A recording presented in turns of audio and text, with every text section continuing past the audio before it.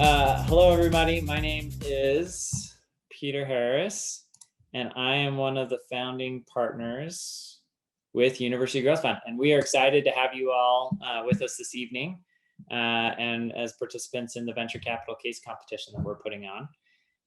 Tonight, we're going to go over a little bit about our firm, who we are, as well as the competition rules and schedule.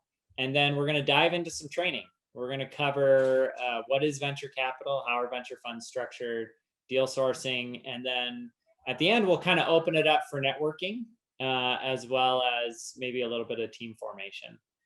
So, if you want, you can send Christy a message and say, hey, I'm looking for a team, and we can create a breakout room for those that want to kind of hop into a breakout room and network and find other team members. All right. So what is University Growth Fund? We are the largest student-run fund in the country across a variety of metrics. So we manage about $80 million across 2 funds. We have about 50 students across 8 different universities in our program. We're headquartered in Salt Lake City and have an office in San Diego.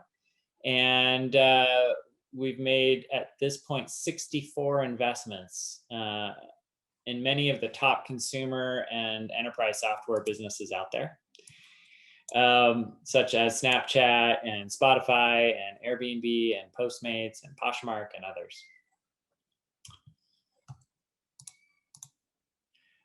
Hopefully this gives you an idea of some of our portfolio companies, like I mentioned, like Lyft and Pinterest and others, and some of our investors like Ally Bank, who is actually the sponsor of this competition.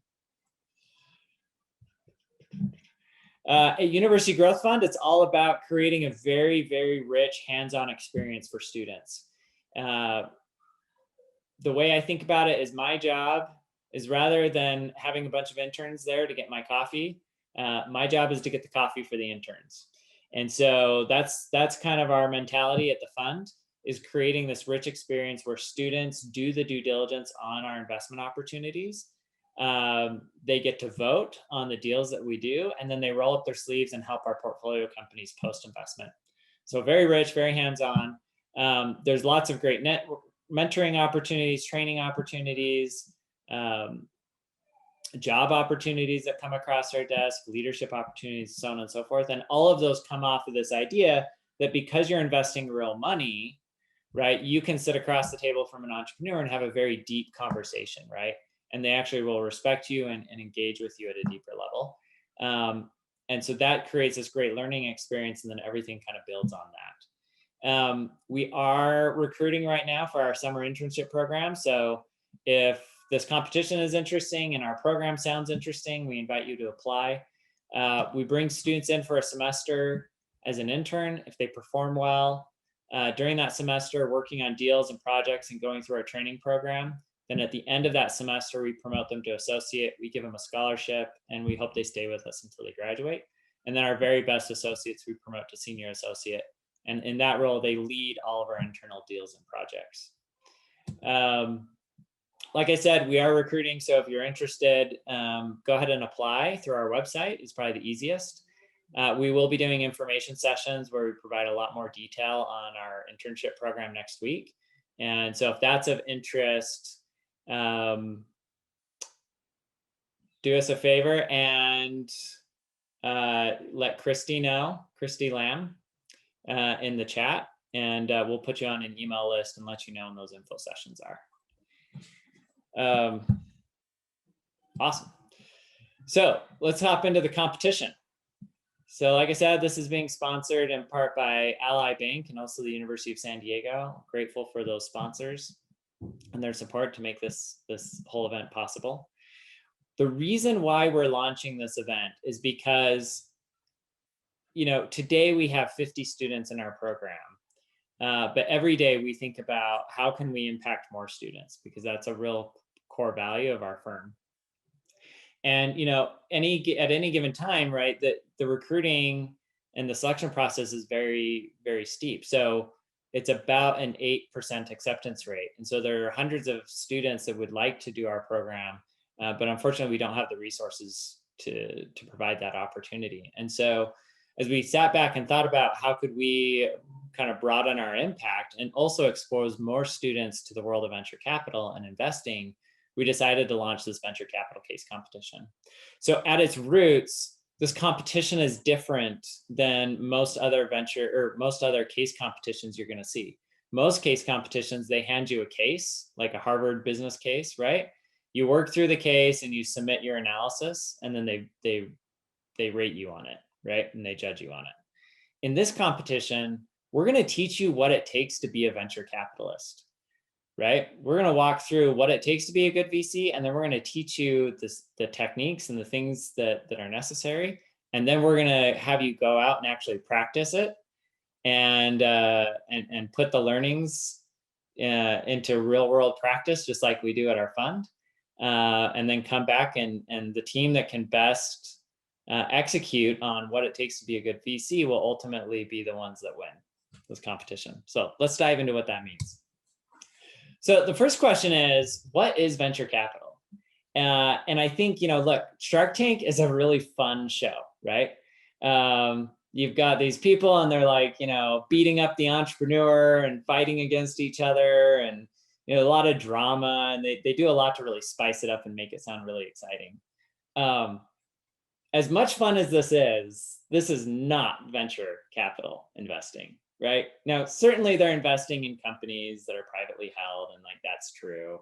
But the types of companies that they typically invest in, like a lot of them are like consumer products and stuff. The types of valuations, the infighting, the like browbeating the entrepreneur, like none of those things are really what happens in venture capital. And so what is venture capital then? Well, venture capitalists, we make investments in small companies that have the potential to become huge companies, right? That's our goal.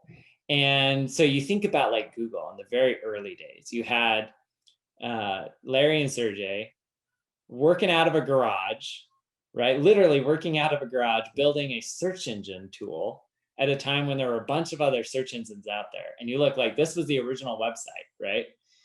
For Google. And you look at it and you're like, this was just a really small company, but the idea is huge, right? I mean, today it's obvious because we look at Google and we use Google for everything, right? It's a verb. I'm going to Google something. I am going to search for something.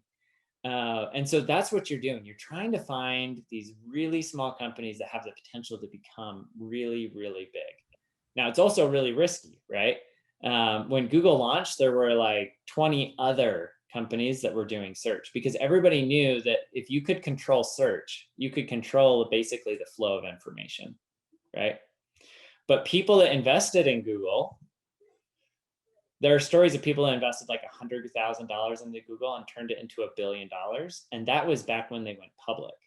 So they've grown exponentially more since they went public. And so even that $1 billion is probably worth, I don't know, it's probably worth like close to 100 billion today, right? Well, maybe not 100 billion, but probably like 10 to 20 billion. So that's what you're looking for at its core, right? You're looking for small businesses that someday could become as big, hypothetically, as a Google, which is worth, hundreds of billions of dollars today.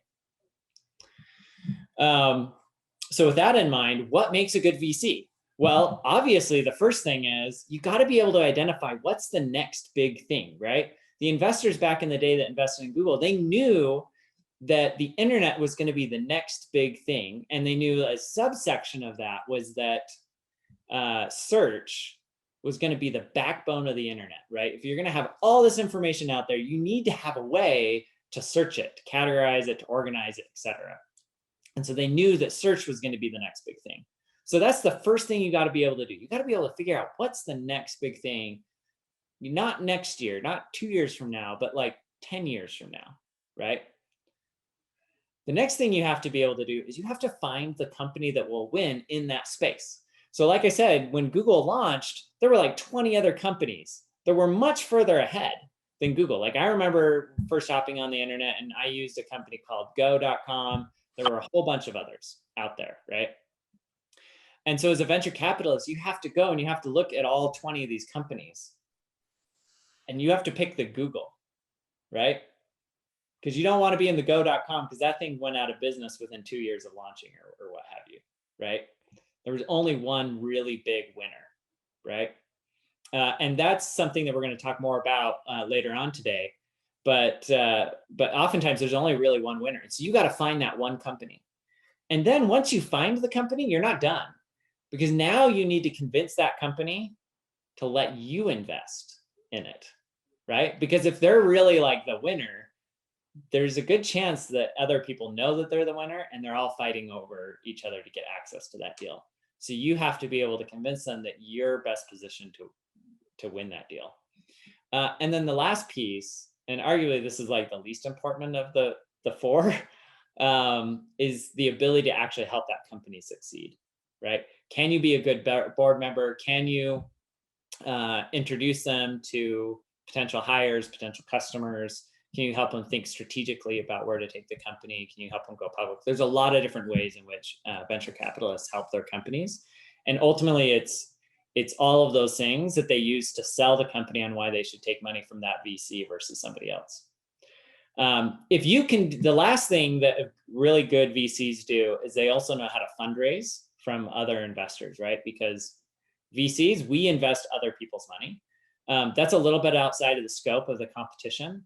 But honestly, if you could do these four things and do them very well, you could be, you have the potential of being a very successful venture capitalist. And that's where we're going to focus on through this competition. We're going to teach you how to identify the next big thing, how to find that company that will win, how to do the due diligence, right? To dig into that company. And then it's on you guys to find companies where you can actually invest in them.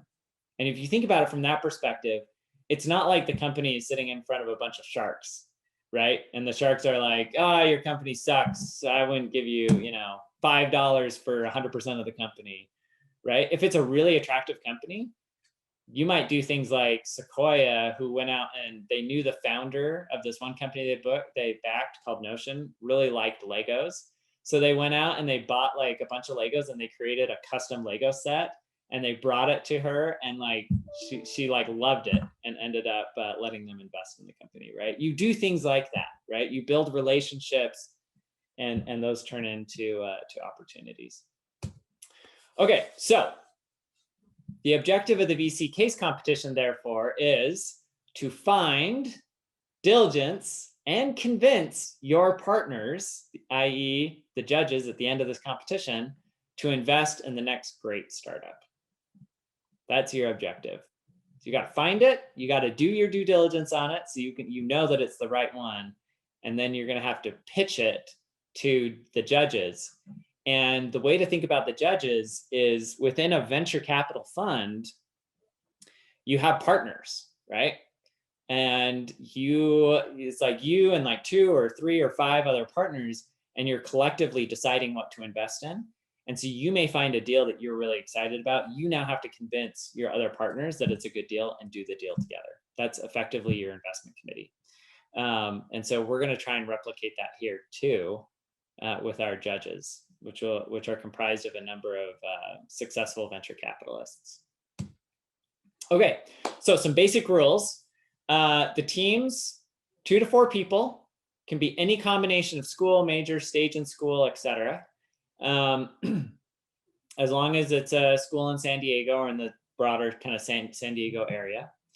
The deals you can source from anywhere, but they must be a current deal. So you can't be like, well, I would invest in Google like 30 years ago. Like that's not fair. That's not going to work. So you got to find a company that's currently fundraising, and you have to have access to the financials and the performance or performance metrics, and the data must be verifiable. So this is like a huge burden, right? Because a lot of companies are going to hold this data really close to their chest, and you're going to have to convince them to relinquish some of that so that you can actually do your due diligence. And we're not going to make any promises that it's going to be held confidential, right?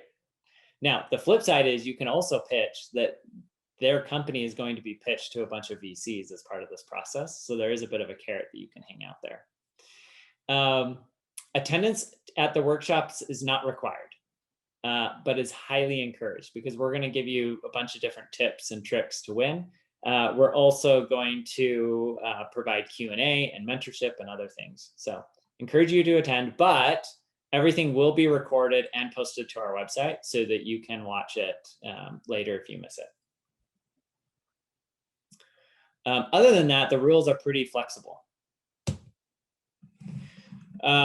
Just to go through the schedule. So we're doing the kickoff event tonight.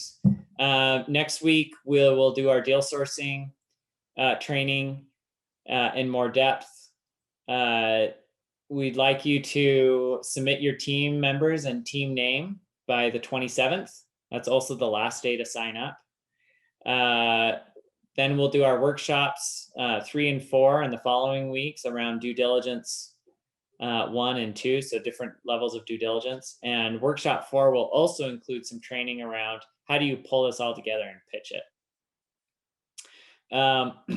The assignments, we have a few assignments.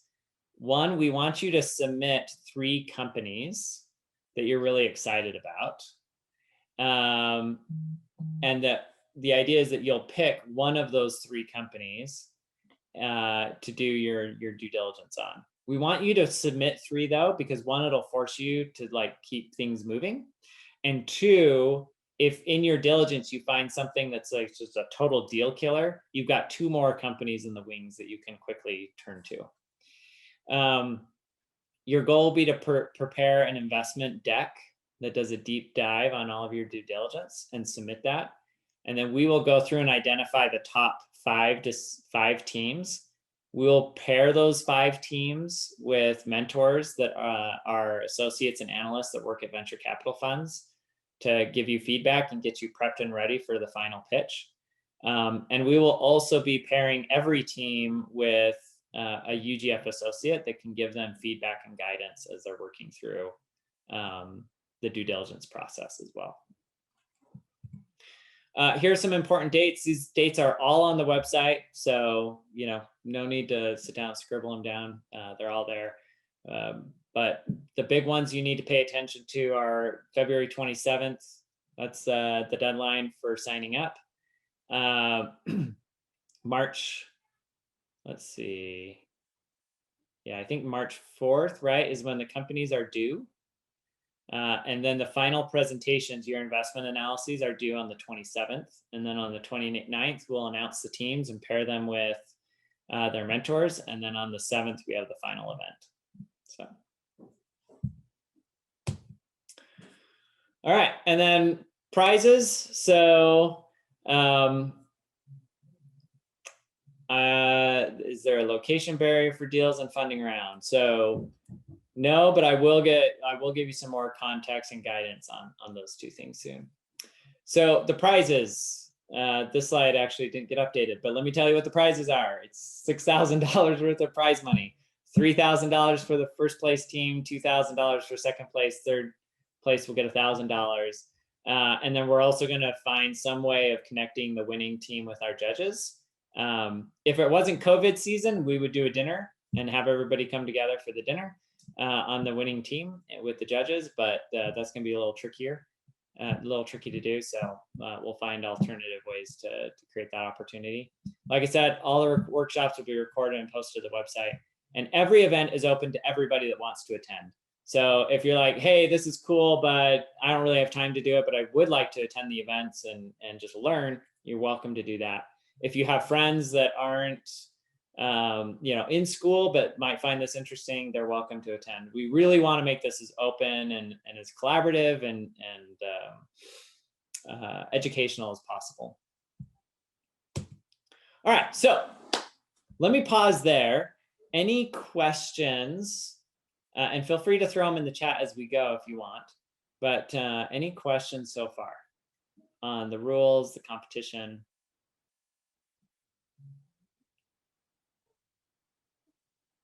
All right, sweet. If you do have questions, go ahead, throw them in the chat. So let's dive into kind of venture capital fundamentals. So one of the interesting things about venture capital is that the returns on venture investments do not follow a normal distribution, right? We're all familiar with the normal distribution, right? You've got like height, right? There's like the average height, and then you have some people that are really, really tall, and you have some people who are really, really short, but generally like it flows into this like nice bell curve, right? Where the bulk of people are generally pretty close to the average. Well, you would think naturally that the returns for venture capital would be similar to a normal distribution, right? Most deals returned, 5x or something like that, right? They return 5 times your original investment. And yeah, sure, you have some outliers like Google and Facebook, but and you have some losers, but for the most part, they're kind of in this middle. That's not the case. Not the case at all. Instead, venture capital follows what's called a power law distribution, or sometimes you'll hear like the 80-20 rule, right? Where 80% of the returns in this case are generated by 20% of the investments. That's exactly what's happening here in venture capital. So if you think about Google returned a massive amount of money, right? And the next company that was funded about the same time generated a lot less, not just a little bit less, a lot less. And the company after that, even more, like a lot less and a lot less. And like then the next company and the next company and the next company, all the way until it flattens out. I'll give you, tying back to Google. So there's an investor, Ron Conway. He's considered like the godfather of Silicon Valley. You can look him up. He's a great guy. One of the very first angel investors, like pure play angel investors in Silicon Valley. And he was one of the first to actually raise a fund to do angel investing back in the like late 80s, early 90s. He made, I think, 50 investments. I could be wrong on my numbers here, but they're directionally correct. He made around 50 investments. He lost money basically on 49 of them. And Google was the 50th company essentially, and it returned his fund multiple times over. So, right, hopefully that gives you an idea. One investment returned not only like a little bit, it returned so much that it covered all of his losses, plus a multiple of that a couple times over. And that is what venture capital is all about. You're making investments in companies that you hope have the potential of becoming really, really big. And you hope that maybe one of them or a couple of them will actually achieve that outcome, knowing full well that because you're investing in companies that have that potential, and it's so unlikely that it's going to happen, that a lot of these companies will fail in the attempt. So here's another great example of a chart. So this is the top 100 US VC-backed tech exits since 2009 through 2014. And you can see like that's not a bunch of deals, that's one deal. One deal generated, it was valued at $1 billion at exit. Right now, today, there's lots of companies that are worth billions and billions of dollars. So that's no longer as unique as it was back then. But like you basically had one company that was valued at that, and then it just drops, right? Huge drops all the way down. And these are the top 100, right? Let alone the other like 10,000 companies that got funded in that time period. Okay, so fund economics. Let's bring this home to like if you're running a venture fund. So let's say you have a $100 million fund. In that fund, let's say you make 10 investments. That's probably a little bit low. You'd probably shoot for more like 20 or 30 investments. But to help us keep the math simple, let's say you make 10 investments of $10 million each. 2 of those are likely to return 2 to 3 times your investment. 3 of them will basically give you your money back, and 4 will just be straight, complete losses, right? So that begs the question, how much does your number one winner need to return? What do you guys think? In order for you to have a quote unquote successful venture fund.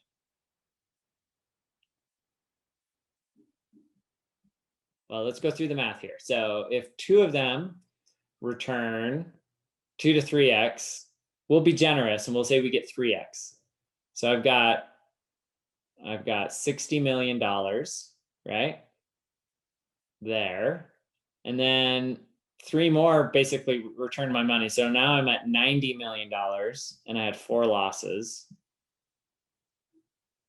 What do you think? How big of a return? By the way, we can't, I think, see your screen or what you're writing on it. I'm not writing anything. I'm just... Okay, so I thought you were writing. Nope.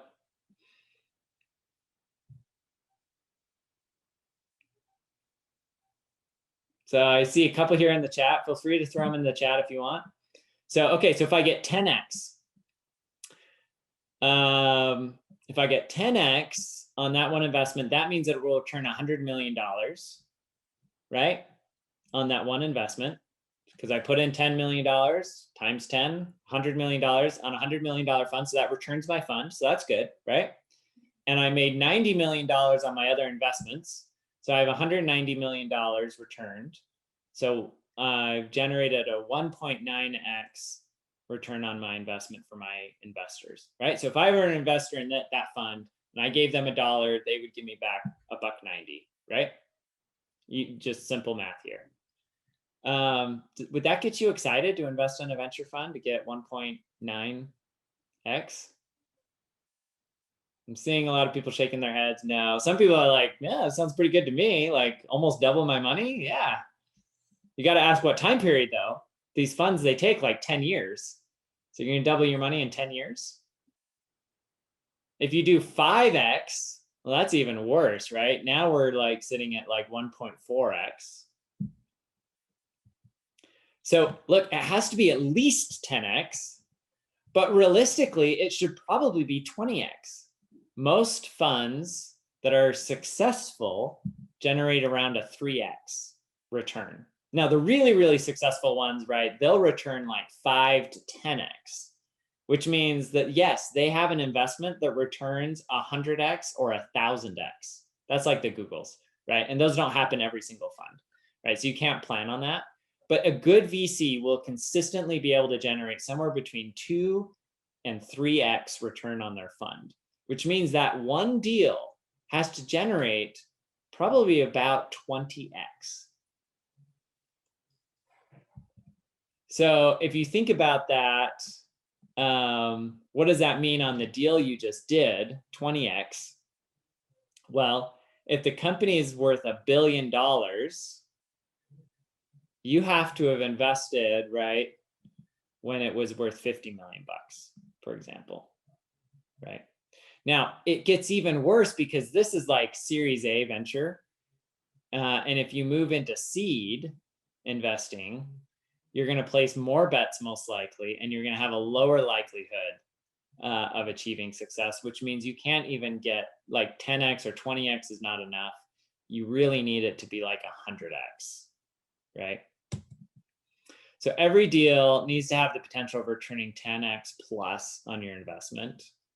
And in some cases, depending on your fund size and your fund strategy, maybe even more. Google and Facebook returned 1,000x on investors' investments, right? To give you an idea of scale. You need a company, in order to do that, you need to invest in companies that become a monopoly and scale very fast, right? So monopoly is kind of a dirty word in our society, but if you think about all the great tech companies or all the big, great companies, they're all monopolies. Google's a monopoly, total monopoly. Like, do we even use any other search engine really, other than Google? Maybe Amazon, which is also a monopoly. You know, you look at Facebook, essentially a monopoly in the social space. You look at Apple, Apple's totally monopolistic in a lot of ways, right? All of these companies are huge monopolies. And all that means is that at the end of the day, like they are providing the best service. And so everybody flocks to their company, or they have some other structural things in place that allow them to have an advantage relative to the competition. All right, so what does that mean for you all? That means you got to find deals that can scale super fast. They can grow really quickly. If you're looking at investing in a company that makes widgets, right, like or consumer products, every time they sell a new unit, they got to go out and manufacture that unit and then sell it to somebody, right? That's really hard to scale when compared to software, where I write the software once and then I don't have to write it again every time I have a new customer. They just come and buy the software that I wrote once, right? It's like writing a book, right? Once I write the book and I put it on Kindle, right, it doesn't cost me anything more to sell it to one more incremental person. So these types of companies can scale really quickly. So software and technology tend to be places where VCs invest a lot of money. It needs to have a really strong team, right?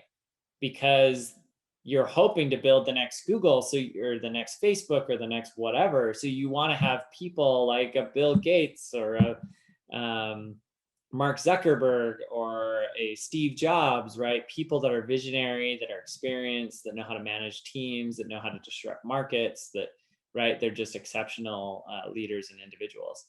And you want to back them in the early days, right? So they can grow it and build it into that potential.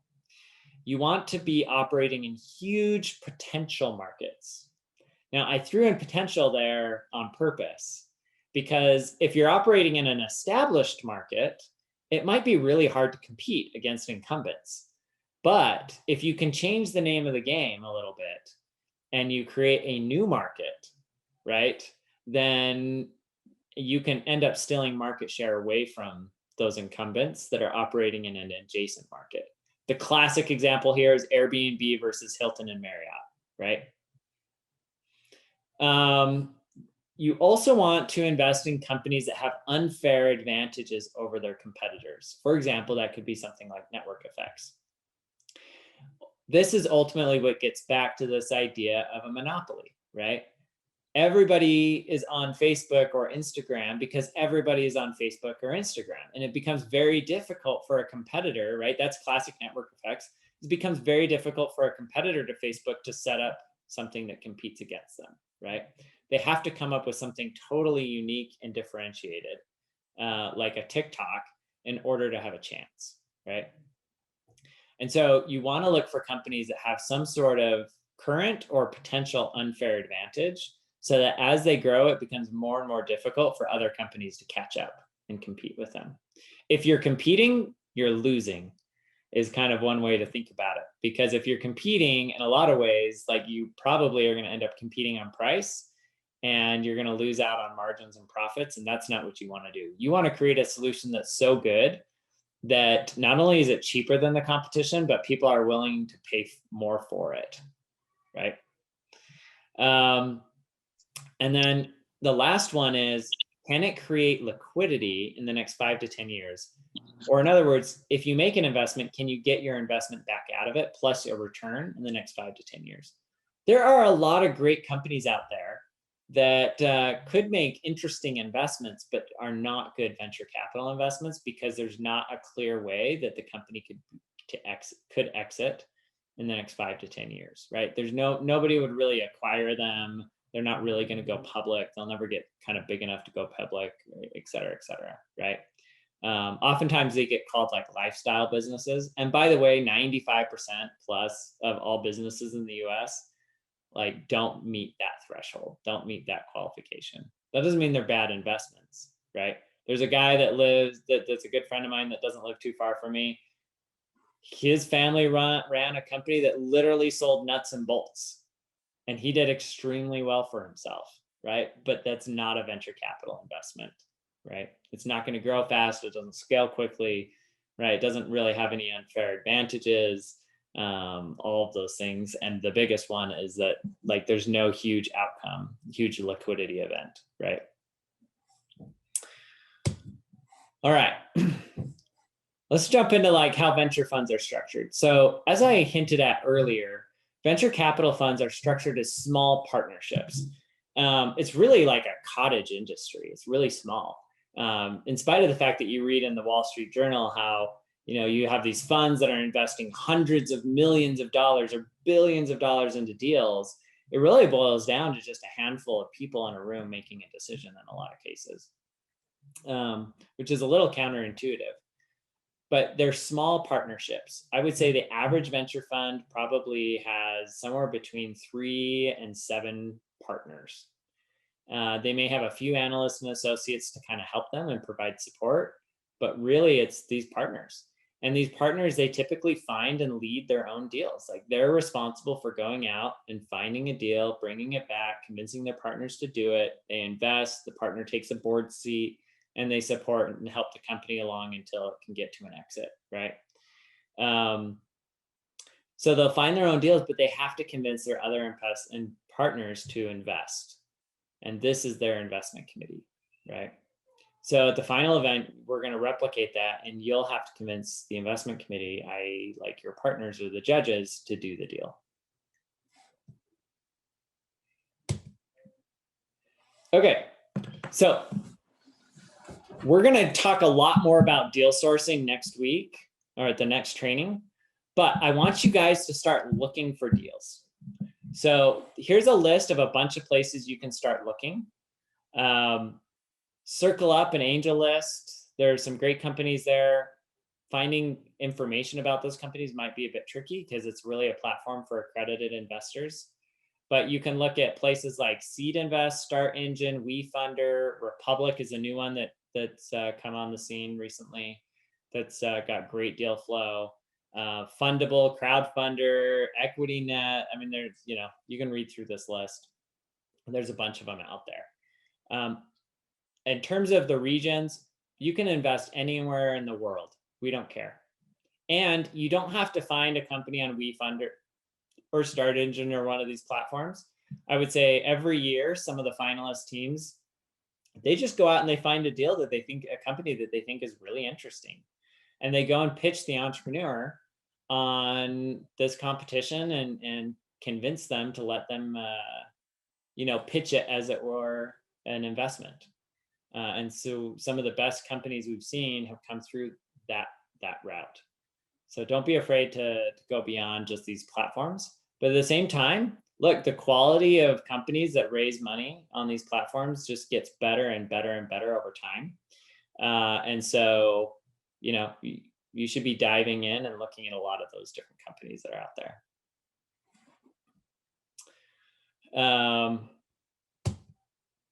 Okay. So kind of coming to a close here. Next workshop's February 25th, 5 to 7, same time, same place. Remember to submit your team members and team name by February 27th. This is also the last chance to sign up. If you sign up on that date and you still don't have a team, we will help you find a team. And then start looking for your top 3 companies because those are due March 6th. You are allowed to change your companies. After you don't have to use one of those top 3. It's mostly just a mechanism to keep you guys moving through the process. Any questions?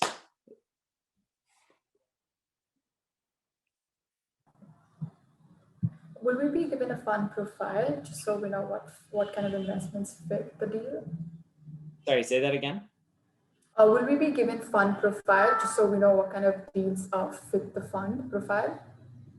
Yeah, it's a good question. So the general fund profile is very simple. You have a $50 million seed fund. You can come up with the rest of the profile. So what does that mean? That means that if you want, you could make a strategy where you say, look, we're only going to make 5 bets in this fund. And we're going to write really big checks. And so we don't need a huge return on these 5 deals, but you better be dang certain that the deal you invested in is going to be successful, because if you lost a fifth of your fund on a deal, like, it's going to be hard to make that back up, right? Especially if you only have 4 more bullets in the chamber, if you will, right? The other option is you could say, hey, we're going to spray and pray this thing. Like, we're just going to place lots of bets in lots of companies. and we're going to write really small checks, right? And so for this competition, you'd say, hey, this is our strategy, and here's our bet, right? So we're giving you a little bit of a leeway in terms of how you structure the deal, how much you're going to invest, and so on and so forth. Is there going to be information released like on who exactly we would be pitching to, like who the panelists will be? Yes. Yeah, it's a great question. We are finalizing our last judge. So as soon as that's finalized, we'll post that on the website and we'll send it out in an email so you guys know. Thank you. But the two of them are two VCs in San Diego, two like general partners at venture capital funds. They're both awesome. So you'll learn a lot from them just going through the pitch. And I highly recommend, look, there's only 5 teams that can pitch at the end because we don't have unlimited amounts of time, right? But I would highly recommend that you make the decision right now, regardless of whether you place or not, to attend that final event, because you'll learn so much just watching the other companies pitch and then get grilled by the judges. It'll be a great learning experience. So take advantage of it. I just got a small question about the first submission for the top 3 companies. Yep. If you don't mind. Yeah, so for that submission, do you only submit the company and the names of the company, or would you kind of like include your reasoning behind it as well? Yeah, so we'll cover this next week, but yeah, it's basically the name, website, quick description of what they do, and maybe just a couple bullet points on why you're excited about them. Just enough that says like you didn't just, go on WeFund or grab the first 3 companies and throw them in. Thank you. Can one person register for your entire team, or do you want each team member to register individually? So we have I think on the registration, yeah, just one person can register for the full team. Okay, thank you. Yep. Yeah, just one person is fine. The form will ask you to fill out information for the rest of the team. So we'll have Okay. All right, thank you.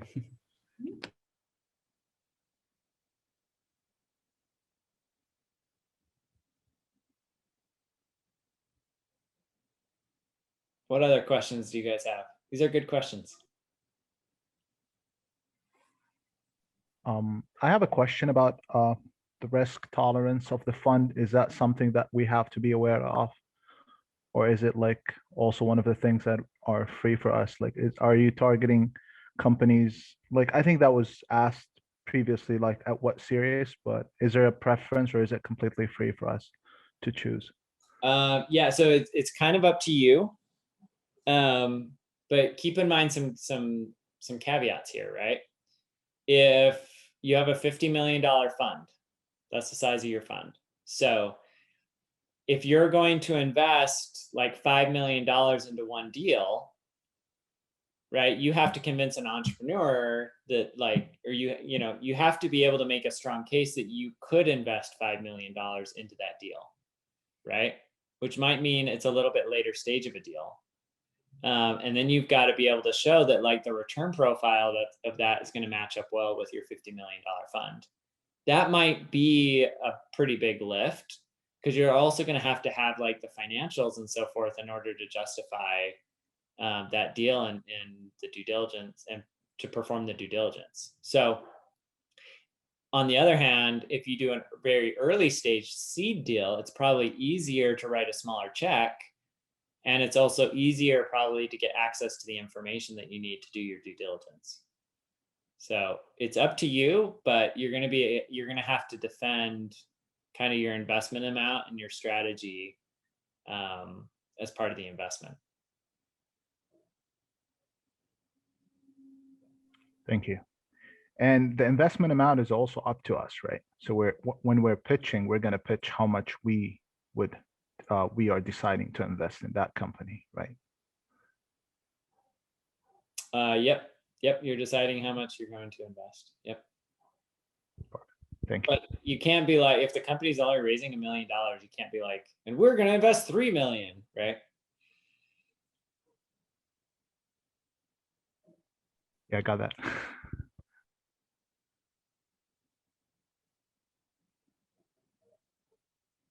All right, I'm just gonna cycle through the chat here and just see if I missed any other questions. Wait, Ms. Harris, correct me if I'm wrong, but if the company's already taken public, then you would not touch it, right? Because it wouldn't fall under, you know, just like early funding. Yeah. Yeah, if the company's, well, one, if the company is publicly traded, that doesn't work. And if it's about to go public, right, then you got to make a really strong case as to why it fits with your fund. So, and you have to prove to us that you have access to that deal. You can't just like pick like, oh, like 23andMe is going public soon, like we'd invest in that one, right? Like, well, maybe if you know Anne, the CEO, and can convince her that like if you had the money, she'd actually let you in, which I think is probably a pretty big lift. Pretty hard to do. So I'm assuming we're going to be graded on like our strategy and our like the percent returns rather than how much money it really is, right? I mean, it's gonna be a combination, right? Because if you come in and you're like, well, we're only gonna invest like 50K, and you're like, okay, well, is that a big enough investment in order, like if you're projecting to get like 20x on 50K, like is that really going to move the needle on a $50 million fund? Probably not. Right, that makes sense. Thank you. So it's a little bit of game of like how much. Yep.